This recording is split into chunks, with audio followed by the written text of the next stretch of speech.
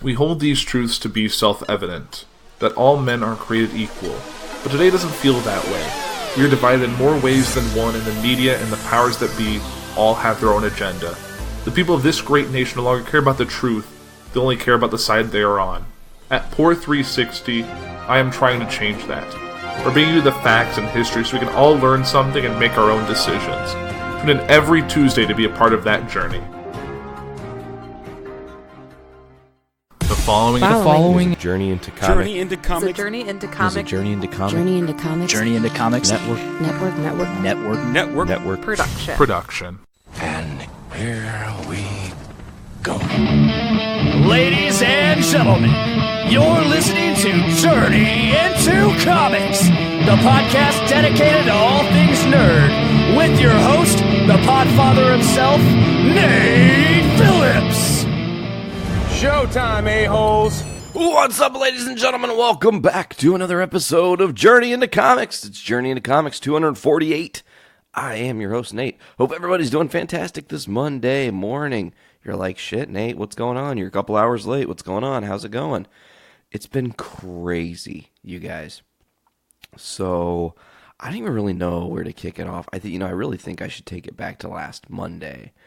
So, last Monday I got, Monday morning happens. The podcast is already out. I get up. I had made plans to go hang out with my dude, Anthony. You guys know Anthony has been mentioned several times here on the podcast. But he and I haven't really been able to hang out a lot as of late. He's had a lot of medical issues and a lot of other stuff going down. So he hits me up and he's like, hey, man, we need to hang this Monday, like old style, and catch up and do all that shit. And, we'll chat and we'll probably watch something fun on TV and grub out. That's kind of our MO when we hang out together. So I got up and I headed down to Lowell because he lives in Lowell. And we hung out, we caught up. We watched, what the hell? Oh, Chernobyl. Chernobyl's the show that we watched. And, honestly, just to really quickly comment on that, because it's not really typically a show that we would cover here on Journey into Comics anyways. It was the first episode's very dark. It's very real, because obviously it's taken from a real event that changed the course of our entire planet, literally. I mean, you got to think that the reactor at Chernobyl was not supposed to explode. A core melts down, they don't explode, so it'd never been done before in history. And if you haven't seen the show or don't know the history behind it, when a nuclear core explodes, it essentially amplifies the radiation like 400,000 times or something crazy. The numbers are astronomical. And it essentially punched a hole in our ozone, right? They don't know, they don't have like satellite imagery that shows before Chernobyl and now. So you can't really, you don't know for 100% certain that that's what happened. But you have to believe that much radiation shooting directly into the sky. I mean, it was a extreme explosion. The radiation was so powerful that it actually lit the sky up because it was illuminating the air. Why don't you think about that for a second? It made the air glow, okay? So, and it's very real. This documentary, or I guess it's not really a documentary, but it's like a docudrama, and it's very real to what was happening. People were going, no clue, and their director would be like, go check the core, man, make sure it's cool. And they're like, I think the core is not there anymore, but okay. And they would go and put their faces in where the core had exploded, and you would slowly watch their faces are getting melted away. Like, not like you think melted and you think like a candle. That's not really what happens. It's like slowly your face starts to go from flush normal color to red to redder to bright red to now your skin is kind of starting to go. Now all of a sudden you just have muscle that's showing and burn marks, like third-degree burn. Your skin's bubbling because you're literally melting from the inside.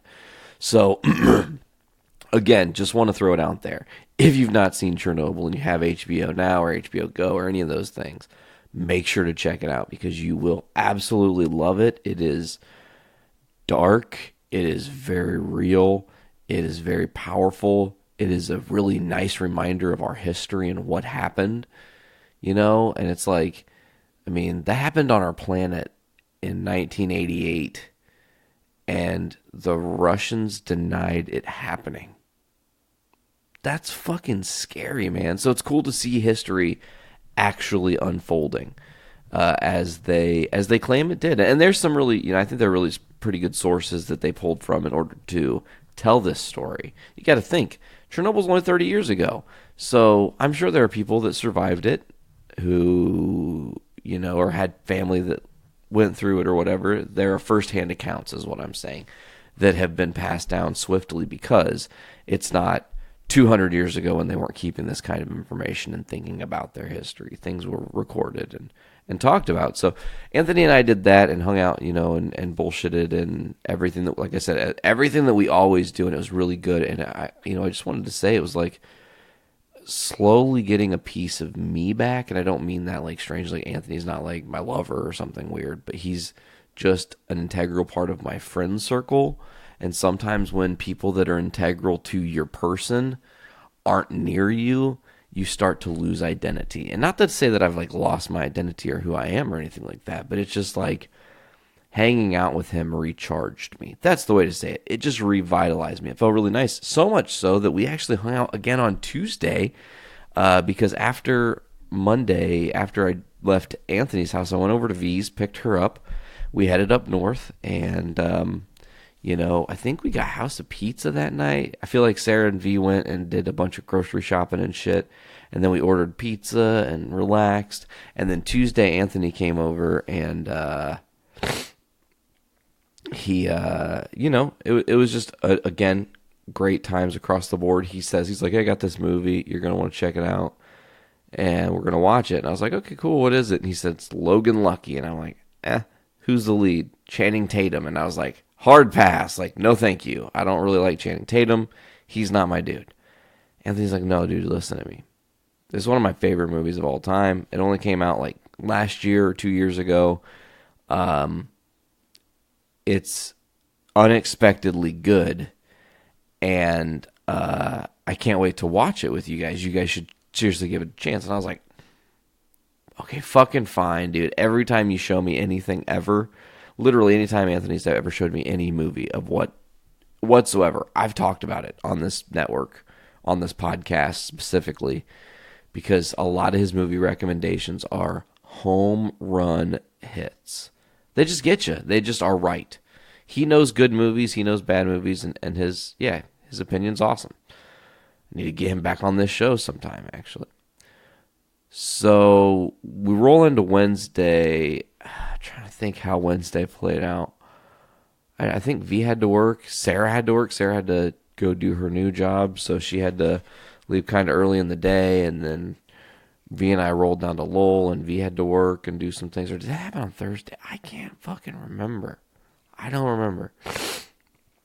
It was on Wednesday for sure. So we did that and came back and retrieved Sarah. And, that was Wednesday. Okay, hold on. So many things have happened this week. My brain literally didn't process them all, and I'm actually thinking about the week, and I'm like, what did happen on Wednesday? This is what happened on Wednesday. After I dropped Sarah off at the train station, V and I got ourselves together and went down to Lowell to go to her mom's house because Tuesday night I went ham and got all of our furniture out of our house that was like couches. So we had like a white couch in the living room and a tan colored chair, like a chair and a half in the living room, and like a dark brown love seat in there.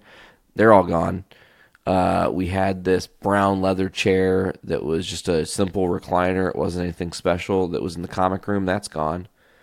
I took the king chair, as it were, the super awesome recliner that's electric. I actually took that out of the comic room. It's gone. It's no longer with us. I think Sarah's mom is going to take it.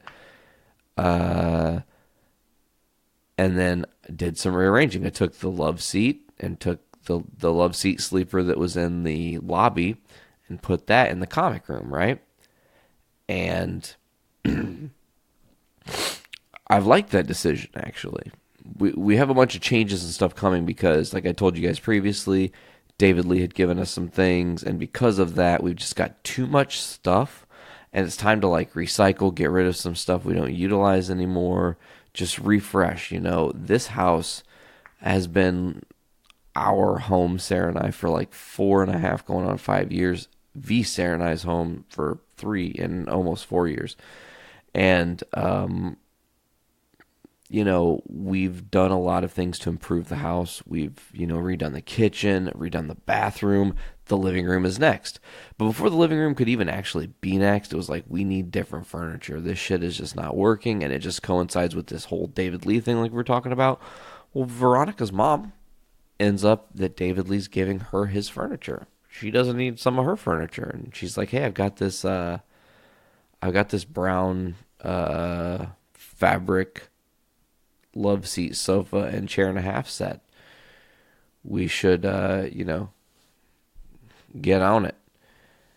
And I was like, all right, just ask if we could have it, and if that's possible, we'll take care of it. We'll do it.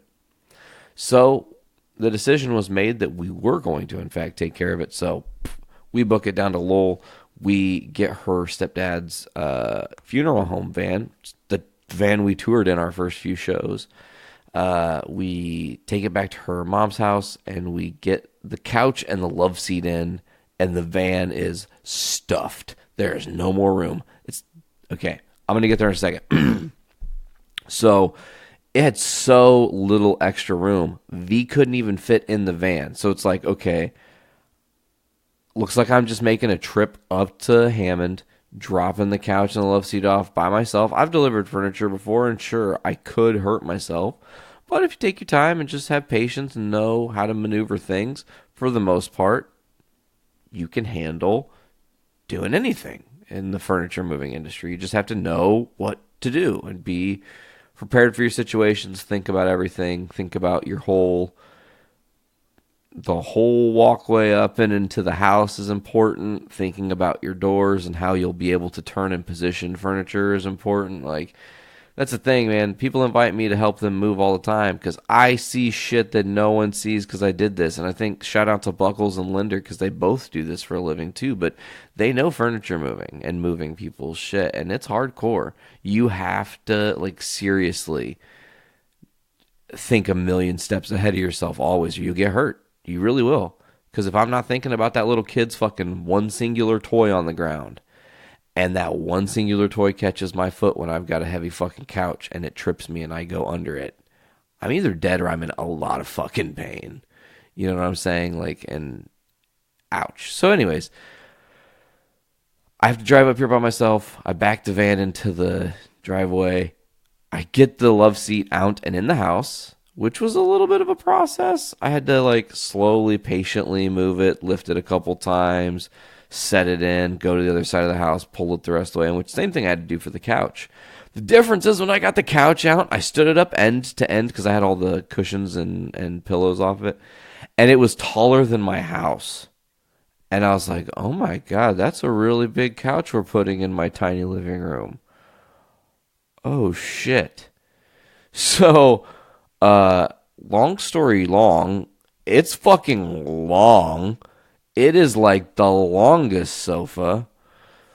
So I cleaned up the sofas and got all that done. And Sarah texted me and she's like, hey, I'm going to be on the way home from my job and I'm going to need you to pick me up at the train station. I'll be there about 6:50. I'm like, all right.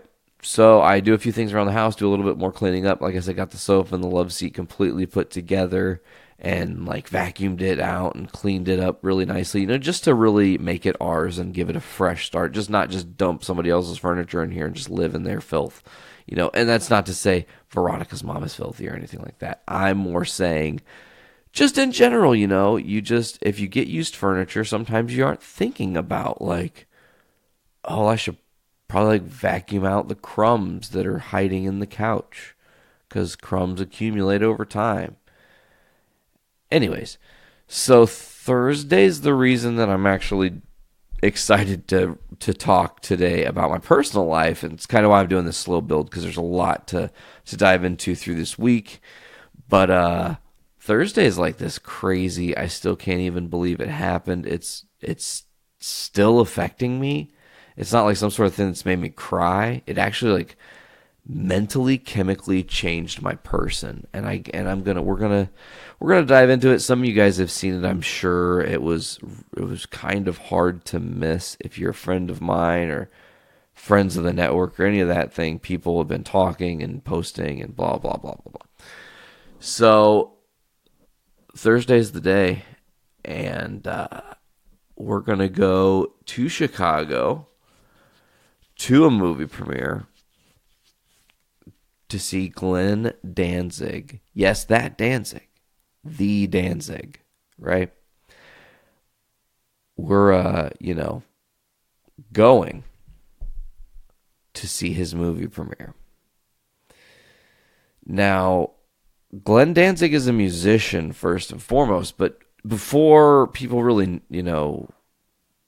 he was, okay, so before he was a filmmaker and while he was a musician, so that in-between time, he was also a comic book writer. Bingo, journey into comics, we're here, we got here, we're into some comic book stuff. So Glenn famously did like Frank Fraschetta's Death Dealer. Him and Glenn wrote and did that and did all the art for it. And it's really a dark, beautiful work of art. That's really, it's art. It's just, I mean, you're going to hear me say that a lot today, but it's art. That's what I want to say, is that Glenn Danzig is the art, and his decisions that he makes is just the byproduct, right? So we go get ourselves together.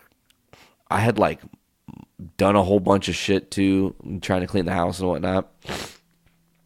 And so we're finally together. We go to leave the city. Oh, you know what I did? I actually also made a delicious fucking outstanding dinner before we left. So I made a steak dinner with mashed potatoes and a aged Parmesan broccoli crisp is what I'm going to call it. It was broccoli florets covered in aged Parmesan, like 14 months aged Parmesan baked. It was outstanding. So we jammed on that, and we like kind of overgorged ourselves a little bit. It was like, oh my God, we're so full. So we finally get ourselves together and leave. We are driving up and into the city, and traffic's kind of whatever. And the GPS has us there getting at like 6:45, 6:55, 6:42. It's kind of bouncing around because traffic is doing a bunch of different shit. I use Waze, so it's constantly updating me. By the way, if you don't use Waze, this is not a sponsored endorsement, but you guys really should check Waze out. It is the bomb. Train of our existence showing up saying, hey, don't forget about me, Nate. I'm here. I made my appearance. I'm good. You guys probably didn't hear that one because he kind of did a quiet horn because it's 7:51 in the morning as I'm recording this. So we make our way into the city, and we get to where we're going to park, and we're parked, and we go to pay for the parking, and the thing eats our $20 bill. It doesn't give us a ticket to put in our car. And I'm like, what the fuck? And there's some attendant right there, and he's like, what's up? And I'm like, did I just put my fucking money in this thing and it didn't fucking give me a ticket? And the guy's like, oh, I didn't see you put the money in, my friend. I can't do anything. And I was like, dude, what the fuck? Like, this is some fucking bullshit. So I got genuinely pissed off. Like, I was a little bit heated. We pay another $20, so we had to pay fucking $40 to park. That's some bullshit. City of Chicago, you fuck. So we're done with that. We're done with parking shit. Now is time we're going to go to the movie premiere. We walk up to the movie premiere to Maurice Nunez, the head of Seventh House, asking to take our picture with us. So we get a picture with Maurice. Then if one of our fans is there, Ryan Beal, and we take a picture with him, and that was super cool. It's like, bam, bam. It's like we walked into 2 pictures, and it's like, hey, we've arrived. And London May from Samhain is just like standing there watching all this happen. He's looking sharp, dressed to the nines, because he's also in the movie, which we're going to talk about in a minute. So, again, I mentioned how Glenn did comics. He did Frank Fraschetta's Death Dealer. But then he also started his own line of comics for the line Verotic. is the line. But then he started a comic book called Verotica. It's like violence and erotica put together. So this is kind of late 90s stuff, and you got to think it's a 30-something-year-old Glenn Danzig who's lived life out on the road all the time and maybe, had crazy encounters. I don't know. But he writes from a really dark and fucked up place is all I'm going to say. Like, these movies were not necessarily 2019 friendly per se. And I don't mean that it was like, doing some stupid shit like gay bashing or, dropping the R word a whole bunch, which I really fucking hate if you use the R word. Like, when I was a kid, I used it. And it was one thing. And then I met some people who actually were mentally challenged, and it literally made me unable to drop the R word. I feel like it is a slap to anybody with that kind of disability. And that's just me ranting. So anyways, Glenn writes this Verotica comic, and it's like the bizarre, weird, what the fuck shit. I think one of the first comics he actually ever did was a Sam Hain comic. And that is genuinely fucked up. It's like a wolf fucking a lady, kind of, but the wolf is a dude. A wolf dude banging a lady. And it's like really pornographic and intense and sexual. And that's kind of his point. And there's a lot of gore. So we get to the premiere. I'm getting to what Verotica is, like what the actual comic is. We're slow building here, pieces by pieces. So to get back to the actual movie premiere, we walk up, we get the pictures. We then go in and find our seats. As we're going in, people are recognizing us. It's kind of bizarre, I guess is the word you would use. It's not something I'm necessarily used to. Being at a movie premiere where I thought I wasn't really going to run into many people, and like many people like came up to us and stuff. So we sit there and we wait, and they, it's like 40-minute wait or something. They bring Glenn Danzig himself out. He is there, and he talks for a minute about his movie and says the movie's going to start now, blah, blah, blah. It's a labor of love. It's like based on the comics, Verotica. And he said a lot of these shorts, because he wrote an anthology-style movie, he says a lot of these shorts are meant to just be self-contained, and there isn't a ton of story. It's just kind of the idea and the feeling and bringing emotion. That's why I want to again say that he's an artist over anything else. And you're probably going to see reviews somewhere, people saying Veronica's shit. And you know what? As a comic book movie, staying true to its source material, it was awesome. It hit all the marks for source material. It tried to reach across different stories that Glenn had previously told, and he brought him to the big screen. And, was it the best horror movie? No. It didn't bring... There were some parts that were straight up horror and horrible and just like, oh my God, cringeworthy. You can't even sit there and watch it. But you're still watching because you're just like, what the fuck? But also there's some sincereness to it. There is some, ideologies in there that you're just like, I can appreciate what you're trying to say here, Glenn. Like, I kind of do. I kind of do appreciate it. And all in all three movies, because it's like three little shorts, were funny but also scary. And I don't mean scary like I said, more cringeworthy like horror than like B-movie horror over actuality, like them trying to bring realism into horror, okay? So there are moments where people were laughing. Interesting choices on, whether or not they should have edited better, But all in all, it was Glenn's decision. And if it's his work of art, you got to trust the process, honestly. Because, okay, here's the thing. Glenn didn't make that movie going, I'm going to go make $10 billion and cash in on my fucking idea. He said, I need to make this labor of love because I need to see it actualized from my concept way back when I first started writing Verotica comics to them being on the page for the first time and seeing those concepts in that, medium, now jumping to this new thing and seeing them. It's not, I'm a big Marvel dude, but that's what Marvel does. they cash in. They know how to cash in. They know what notes to hit to get fans fucking pumping. And they know a good movie from a shit movie. So, all in all, this is not your standard, Hollywood blockbustery type comic book movie, but it's different. It is. I mean, there's a giant 6-armed albino Spider-Man dude killing hookers and doing awful, terrible things to them. But it's like the concepts are so bizarre. They're just perfect because they are Glenn's ideas, So, anyways, to just be done riffing on that, the movie, all in all, it's like a B+. Honestly, it's not like A+. It wasn't a home run. It didn't hit all the notes. It didn't hit me in the feels. Didn't do all those things.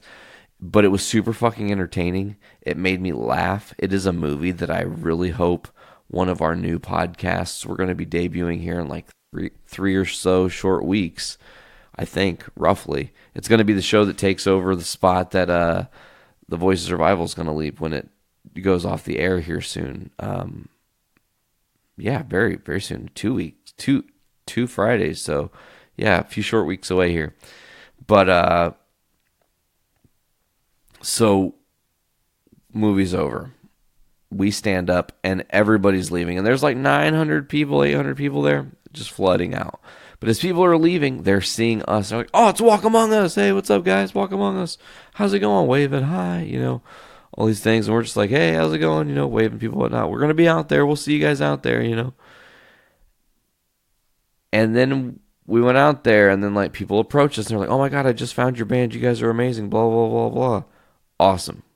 Fucking cool to hear that someone who had no idea just discovered us. Not only discovered us, but is into us, and is into us enough that he had to say something about it. That made me feel really nice. Like, I was like, wow, this is the craziest shit. I don't even understand what day it is right now. Like, what's happening?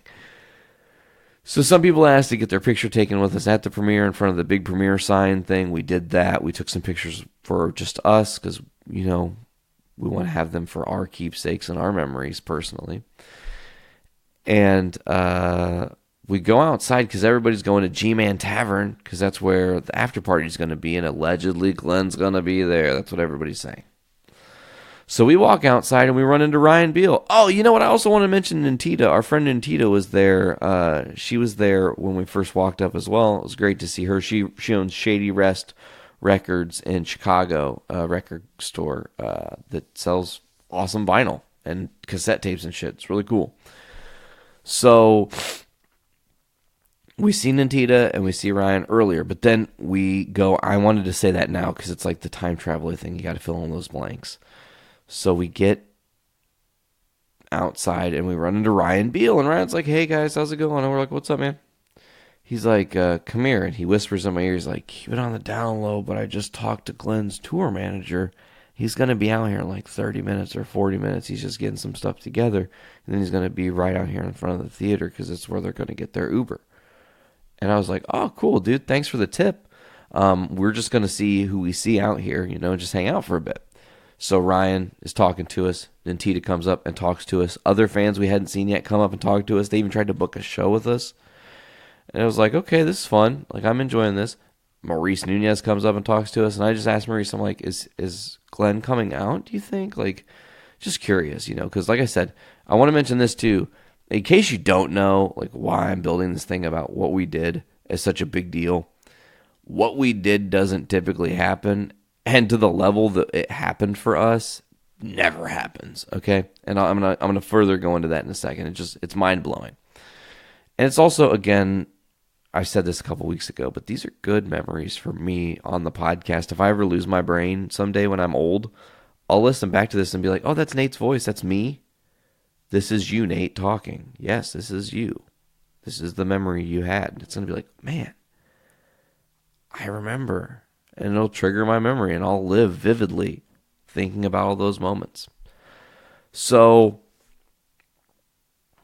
we're standing out there, and then Nintita comes back, and she's like, we were getting ready to leave, but we just wanted to swing by and see if Glenn was outside. He's not. So these are all people who are rabid Glenn Danzig fans, people who have got stuff to sign. There are people who have brought bags of things, right? And I'm just like, damn, this is going to, like, this is going to be a little bit crazy, but there's only like 12 people out there.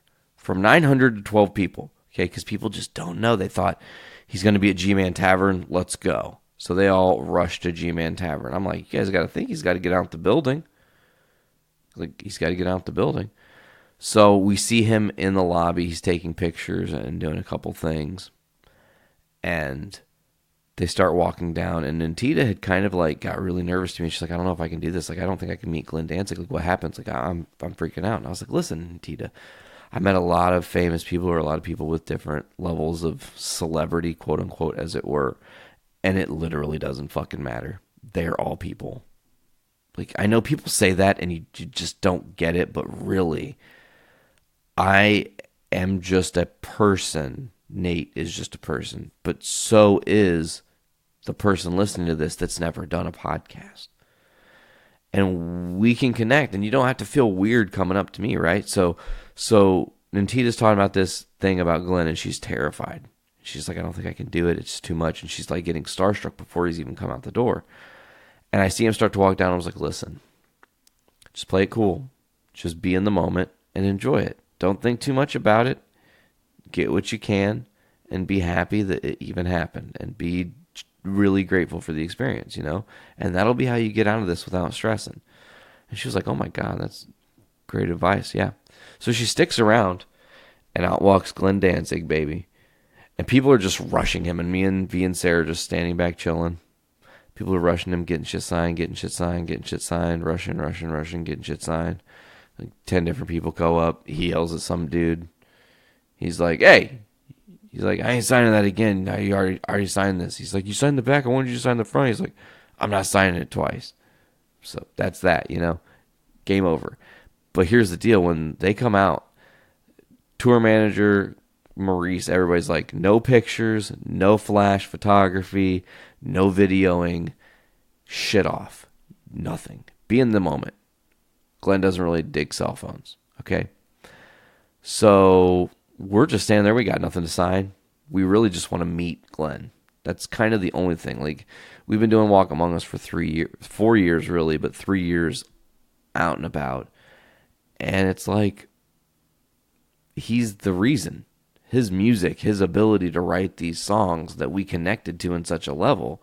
So just to say thank you is like for the end. Like, I don't hang up my hat after that. It doesn't matter. It doesn't. It does not. Everything else I'm about to tell you doesn't matter, even though it does. It helps moving forward because, you know, there's a lot to happen. So people are still getting stuff signed. Nantita's getting stuff signed. Nantita's stuff is done, and it seems like pretty much people are clearing out. And Sarah, V, and I approach him. We're like, hey, hi, Walk Among Us, blah, blah, blah. And Sarah and him start talking about music, and he starts bringing up his clarinet. When he was a kid, he played clarinet and then went on to play piano and I think French horn or something. But, and they're connecting in that regard. Now, notice no one's taking pictures. I will say that the tour manager promised that Ryan Beal, one of our fans, could take a picture with Glenn. And that happened pretty early on, just quickly. It was like a 3-second, like, cha-cha, you know, ta-ta. And then no one else. And he told like a bunch of people, no, not happening. No, sorry. No, you're not getting a picture. Not doing it. No.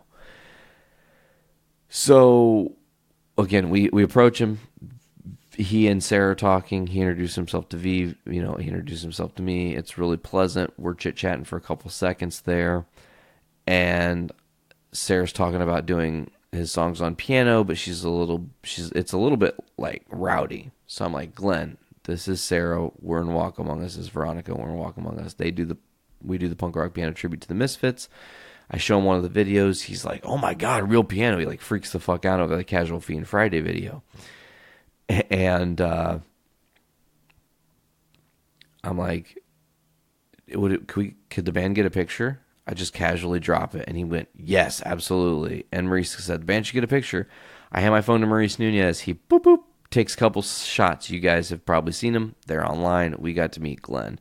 It was super surreal, right? He was super friendly. He wanted to talk to us more. And then his handler's like, we got to go. Our Uber's here. And he was like, maybe I'll see you guys. And then he dipped. So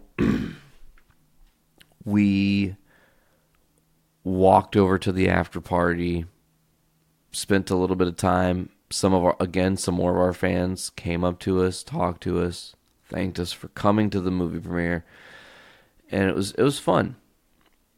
Time to go. We left, head home, and it was just like ever since that day, everything is different. And I don't mean like, oh my God, I met Glenn Danzig, my life is forever changed, but kinda. But fucking kinda. So Friday we posted the picture of it. It got like 900 likes on Facebook. What the fuck? I've never had more than like 203, maybe 300 likes on Facebook all time in one post. So for a post to have 900 likes is like, what the shit? That blew my brains. We posted on Instagram. It was kind of the same thing. Got over 900 and something. And then on Instagram, Danzig's fucking Seventh House page shared it, and it got 3,200 likes. Holy shit. So I don't know what that like equates to for us long term, but I do know it increased our followers on Instagram by like 100 people, and the visibility increased, and it's crazy. Things are starting to look up. Here's the craziest part, folks, and this is what I remember when I said earlier, like nobody gets this. So aside from Ryan Beal, we were the only people that got a picture with Glenn that night. Okay. So that picture with Glenn being on Seventh House is the only picture. And see here, and when I start to say it, as soon as I start to say it, I recognize no, it means what I think it means. And I want you guys to follow along. So if you look on the Seventh House fan page, it's only pictures of Glenn. Only pictures of Glenn with other famous musicians or close personal friends, family friend type shit. You know, nothing quote unquote fan. There's not a picture of Ryan Beal up there with Glenn. There's not a picture of countless people who have met Glenn who have maybe been lucky enough to maybe snag a picture, because there's been, you know, like I said, not a lot of people. A lot of people meet Glenn Danzig. A lot of people get Glenn Danzig's signature. To be in a photograph with him is a fucking unicorn. Fucking a unicorn is how rare it is. It's two unicorns making great sex. Okay? And so, you know, they posted that, and you look, and it's like there's pictures with Glenn and Rob Zombie, and Glenn and the Misfits, and Glenn and Sam Hain, and pictures of Glenn throughout his like different musical career. And a picture of us. And it was like ultra fucking validating. It was like, hey, you guys belong. You know, that's what it felt like. So, and then we saw in a comment section just some other people asking about us, you know, that Glenn is very receptive to what we are doing. And that's a huge like blessing to hear. It's like, damn, man, that's crazy. The man, the fucking dude who made this shit approves. Not everybody gets approved when you're making Misfits music or covering Misfits songs. Some people do it shittily and say, well, that's how the Misfits play, so that's how we do it. You know, we're not really great musicians, but we try. Anyways. So Friday, like, coupled with all this greatness, we had some badness. Sarah's all hurt. Her arms hurt, so we had to cancel our show. That was a bummer. We did not play as Walk Among Us this weekend. We did get to have an appearance as Walk Among Us. We just didn't get to play. So Saturday I did my first catering gig. V got me a gig working with her company doing catering jobs, you know, so when we're off during the weekends that we don't have shows, we can make some bank and then have extra flow. So we, you know, shoot down to Lowell, get our stuff together. We go hard in the paint. We work all day. And then after we got paid, we went to Target and got some stuff. And I got like WWE 2K, was it 2K19, I think, or something, on Xbox One. It was like $20 on sale. I was like, sold. I almost bought Halo and also Fallout 4, but I haven't pulled the trigger on those yet. They're actually getting pretty cheap, so that's cool. it's cool to get into this cycle of games now and be like, oh, I can get that for relatively cheap. Cool. Oh, I can get that for relatively cheap. Cool. So I also got Captain Marvel on Blu-ray. What? So let's, we talked a little bit about comics with Glenn's stuff, but I'm trying to think about the rest of the weekend. Oh, Sunday was Father's Day. That's kind of why this podcast is late, because my Father's Day was nonstop. We got up, got ready, left, drove to Sarah's parents, hung out with her brother, sister, mom, and dad for a little bit, left there, drove all the way to Hoopston to see my dad, hung out with my dad's sister, her husband, Bill, my little nephew, Sawyer, and the girls and I.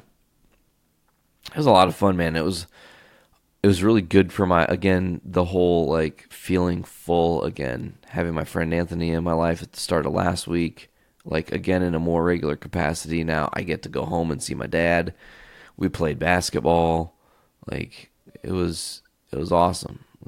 It was really great to be home, and I kind of, like, did all the little things that I used to do there. I played a little bit of guitar while I was hanging out with my nephew, and I played a little bit of drums while I was hanging out with my nephew. Like, that little kid's into all that stuff, so he digs it, and he plays drums, and that was fun, and he even shot baskets with us. It was a really cool time, It made me feel very honestly recharged. Like, that's not a joke. I felt like fully whole again. So now that I'm fully whole, and now we're finally home, because we didn't get home until like 11 o'clock last night, and I was beat from the drive, and it was just like, you know what? We're going to do this fresh. So here we are. And now it's time for some comic book stuff. Guys, I don't know if you saw this or not, but they released a trailer for something that all the way back in Journey into Comics episode 20 or 40. I think it was 20. I'm not sure. Let me have a quick drink break. We're 40 minutes deep. I haven't had a drink yet. I literally started talking and haven't stopped since I started. I guess I had something to say. Another train of our existence. Shout out to you. Shout out to Poor 360 every Tuesday right here on the Journey into Comics Network. Check out Poor 360 tomorrow. New episode 23. Maybe it'll be about Michael Jordan because it's number 23. AP's going to listen to this. He's like, fuck, that's a great idea. Why didn't I think of it? Shit, now I'm going to have to do it. But knowing AP, he probably already has the episode recorded and will be sending it to me sometime later this afternoon. Who knows? But anyways, thanks for that drink break. Marvel's Avengers is going to be a game. We are making the MGU, folks. It is happening. Marvel's Spider-Man came out on PS4. It was a critical success. Lots of fun. I just beat that game. I love it. So seeing this announcement, watching this trailer, learning that, this game's going to be immersive. It's going to go over several years. There's a lot of story they're trying to tell here. All in all, I liked the trailer. I thought it gave me a lot of like, oh shit, I want this. Oh shit, I'm stoked. I can't wait for what they bring. It didn't have crazy like, oh my god, there's the Guardians, and oh my god, there's Ant-Man and the Wasp, and all these other. It wasn't like bringing everybody together immediately. Marvel's The Avengers was that original Avengers team of 5, and they teased 6 because there was no Hawkeye, but they said he might be in the movie. By the way, oh shit, I forgot to say, on Friday, because Sarah couldn't play the show, V went to work, and when I took her to work, I got my hair cut. And I got my hair cut like Jeremy Renner when he was Ronin. It looks really good. I'm actually surprised. It looks nice on me. It was just like one of those things. I was like, fuck it, I want to try something different. I'm sick of having the same hair. I'm sick of looking like everybody else. I want to be a little bit different. I don't want to have basic bitch hair, as they say. So this game, watching the trailer, I was like, okay, you're giving me a little bit of everything I want. You're also not giving away too much. You didn't give away all your big bads, all your villains, all your plans. The story is kind of The only thing I really don't get down with, and a lot of people are saying this, I don't like the designs. The character designs look shitty. Black Widow's face looks like a foot. It straight up looks like a foot. Like, I don't know how you fucked that up, but they did. Captain America does not look good. His uniform does not look great. But the cool thing about Marvel's Avengers, though, everything's going to be fully customizable, just like Spider-Man. You'll be unlocking costumes for every character, able to utilize them, different features, different attributes that make them differently playable, so you can kind of customize how you're playing the game. That's going to be awesome, folks. If that game is a success, which I'm sure it will be, I would love, let me tell you what, more than anything, I would love to get an Ant-Man game. Think about playing a game where you can go from regular size to tiny and the mechanic that would be able to give you. Because essentially you'd use it like a load screen. When I'm full size, I'm in one version of the game where everything is, rendered to normal visuals. And when I'm tiny, everything is much larger and I can interact with things differently because I'm tiny. So I hope that this Marvel's Avengers, which I do believe is coming out 2020, I think, May 15th, 2020. So a little under a year now, like 11 months away, actually. We will be getting this game as a result of Square Enix and Crystal Dynamic putting this out. So I'm really stoked. It says Marvel's Avengers begins at A-Day, where Captain America, Iron Man, the Hulk, Black Widow, and Thor are unveiling a high-tech Avengers headquarters in San Francisco, including the reveal of their own helicarrier powered by an experimental energy source. The celebration turns deadly when a catastrophic accident results in a massive devastation. Blamed for the tragedy, the Avengers disband. 5 years later, with all the heroes outlawed and the world in peril, the only hope is to reassemble Earth's mightiest heroes. See, that's clever. They don't just say, this is you getting the Avengers together for the first time. You guys have already been a fucking team. This will probably be like your first mission. No matter what, you're going to lose. Like, you're going to fail the first mission. No matter what you do, no matter who you play as, you'll never be able to complete that first mission because it'll literally crux the game. The Avengers will lose. Then it'll do the 5 years later thing. And then they will start you up as one character and play you through and then introduce you to another character and then let you play. I mean, immersive. I'm stoked. I'm looking forward to it. Although they did say that the game is not going to be open world, which I think is a good thing. I think if you had that game as open world, it would maybe be a little bit too difficult. Like, now you're just roaming around the city as Hulk. Now you're just... I mean, it would be cool because imagine New York, just like Spider-Man, use the same exact fucking scaled rendering, the model of New York. Use the same thing. Give Hulk, but when Hulk's on the map, only Hulk-based missions can show up. You can only do Hulk's part of the storyline to a point, but you have to have other people's completed, and then to go further, it says complete Iron Man's portion. Then you switch to Iron Man. Only Iron Man-based missions are open. There are some missions that you can be any hero, so you can, like, play as any of the whoever the fuck. That would be cool. They didn't do that for this first one, but you know what? This first attempt is going to be, honestly, I think, a great thing, because it's going to prove that Marvel's in the game business now too, and that's going to be awesome. Let's just say it. Let's just be real. Okay, let's move on. Dave Bautista was talking about how he almost quit being Drax. Well, he said he was asked about his relationship with Disney after the events of the past year, and Bautista's like, I hope it's good. I never actually talked to anybody from Disney. I only ever talked to people from Marvel, and they were very understanding about the way I felt. Obviously, that being the James Gunn situation. And he also said, I got people who are very understanding of where I stood. A lot of them just weren't outspoken about it, and I just happened to be very outspoken about the way that I felt. He had some other things to say, too. He said that he got a little bit of grief for spoiling Endgame because he wasn't supposed to let people know he was in it, and he didn't know that he wasn't supposed to let people know because they filmed them sequentially. He's saying, I got a little grief over it, which I felt horrible for, but if you're really but you're really just kept in the dark for a lot of Marvel stuff. But for Infinity War and Endgame in particular, you're just really, really kept in the dark. I didn't know how Infinity War ended. I had no idea. We shot all of our stuff out of sequence, bits and pieces. So I was never privy to scripts. We shot a little over a year straight, both Infinity War and Endgame, so I didn't know which parts were going to be in which movie. I was just really lost. But we started doing a press for Infinity War, and I had been talking to the press openly about my work schedule, and that I'd been filming for a year on both these films, not knowing how the first film was going to end and that we were going to disintegrate. Awesome. Great job.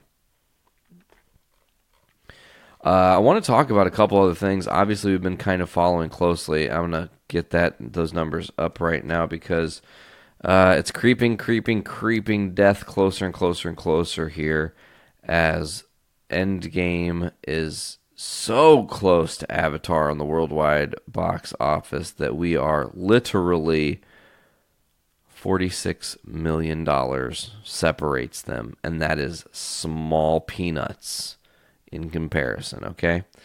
So right now, as we've said, Avatar sits at $2.788 billion. Avengers Endgame sits at 2.74, 2.5. Okay? So it is very, very close here. A lot of people predicting that when Spider-Man Far From Home comes out, people are going to want to kind of get a double dose. Go see Endgame, go see Far From Home back to back. That being said, doing that, you got to believe that that's going to increase the revenue for Endgame that much more. And just like Captain Marvel had a resurgence when Endgame came out that was several $1 million. I think it was like $8 to $10 million 3 months after the movie had come out. Or it was 2 months. It was because it was like early March into almost May. But it had a huge resurgence being in the box office for a while. So Endgame is poised to take the top spot here. It's eyeing Avatar and it's about to shoot it down. And how validating for Disney. First you buy Marvel on a little bit of a gamble and turn it into this powerhouse juggernaut that just makes A-plus movie after A-plus movie. And maybe you don't agree with me 100%. That's not always A-plus, but a lot of their movies are fucking stellar, especially with how Endgame puts everything together and makes everything make sense. Shit. It's all good. So how validating, though, to see that Avatar was created by Fox in 2009. Fox was kind of a juggernaut.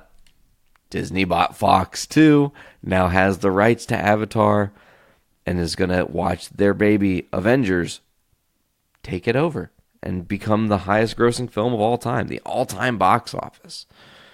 You know? And I mean, just look at the all-time box office, the top 100. Let's see how many Marvel movies are in the top 100 all time. Okay? Let's count. There are 22 right now, so how many do we get? We have Endgame, 1. Infinity War, 2. Marvel's The Avengers, 3. Age of Ultron, 4. Black Panther, 5. Iron Man 3, 6. Captain America Civil War, 7. Captain Marvel, 8. I'm just scrolling through it here. You know, a lot of good movies made a lot of big money here. So, Spider-Man Homecoming, 9. Guardians of the Galaxy, Volume 2, 10. Thor Ragnarok, 11.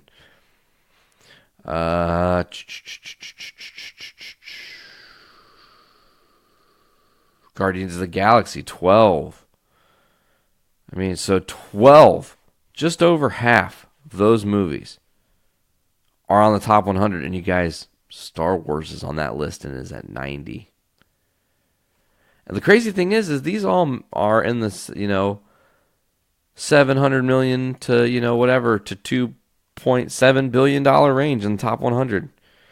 But Marvel's just killing it, you guys. And you know that they've got big plans. That's why they've been keeping so hush-hush. Anytime Marvel is quiet, big things are coming.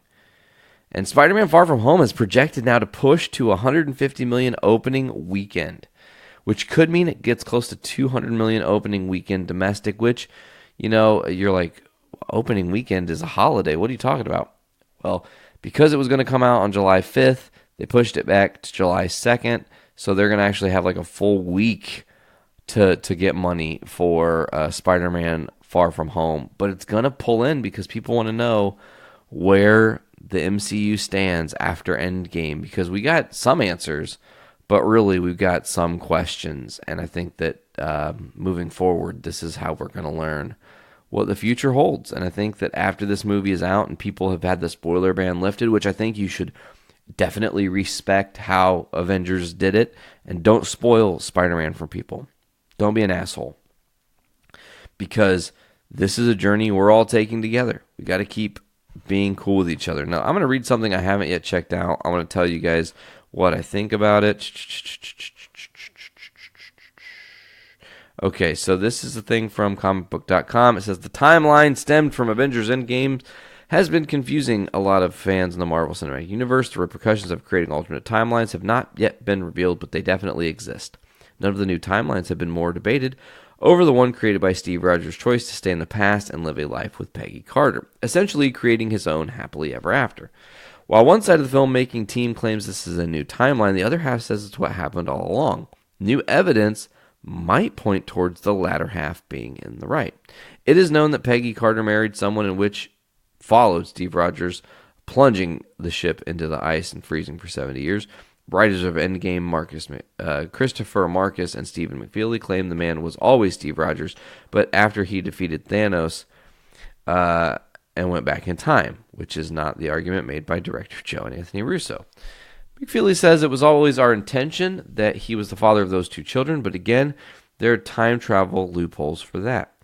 This would mean that if there were two Steve Rogers for a large amount of time, one of the times appears to have been Peggy Carter's funeral scene in Captain America Civil War. What? It is known Steve Rogers was carrying Peggy's casket from the front end, but now it looks as if an older Steve Rogers might be bringing up the rear on that effort. In the photo below, which will inevitably lead to more debate, we can't see the front of this man's face, but the back of his head. And that hair it looks just like the Steve we see at the end of Endgame. Of course, it's probably not. It's probably like an old chap that she knew, but it's interesting to debate the possibility of this loophole. And of course, this would mean that Steve Rogers and an older counterpart were in the same place at the same time. Why they did not talk or interact would then be a mystery, but the older Steve Rogers would remember attending it as a younger self, which might help keep him from altering the timeline by prompting any new interactions, which could change things. So I don't know. I'm all about it. I loved Endgame, as you guys know. I'm a major dork for it. There's not really any new news that has dropped today. There's really not a lot of big news. There's a lot of E3 stuff. I don't really cover video games over here. If you guys want video game coverage, check out Game Addicts Podcast. They're probably one of the best places to get that kind of information. But all in all, folks, I think this has been a stellar episode of Journey into Comics. Although it was shorter, a lot of my personal life, and I know some of you guys are like, God, you only talked for 20 minutes about comics, and you talked for 30 minutes about your personal life. Well, I'm sorry. I had a lot go on. I got to tell you guys about it. It's the way it goes. And I got stuff planned. We're going to be doing we're going to be bringing back the first appearance in the month of June. We're just going to be doing that as a once a month segment. Just concises it. I don't want to drag it on for you guys and bore you to death. I think it's a really fun thing, though. We're going to learn about who is going to be debuting in June, and actually someone who will be debuting in July. We are only 2 episodes, 2 short weeks away, folks. Journey into Comics is getting a new co-host. I'm so excited. I can't wait. People are starting to figure it out. People are getting in the know. It's not Ralph, but close. Anyways, folks, as always, you guys can check out the Journey into Comics podcast right here at journeyintocomics.com on our illustrious Journey into Comics network. Get us on iTunes, Podbean, Stitcher Radio, Google Play Music, Spotify, CastBox, TuneIn, many others. Just search Journey into Comics Network. That way you can subscribe to us and get all the shows on our network Monday through Sunday, every single day of the week, folks. Also go to patreon.com/Journey into Comics. Give us $1 for early access and exclusive content, or more money for more cool shit. We hope you guys have enjoyed this week's episode of Journey into Comics. This has been JIC 248. I am your host, Nate. As always, pop your caps back and fill your brains with shit. Later, guys.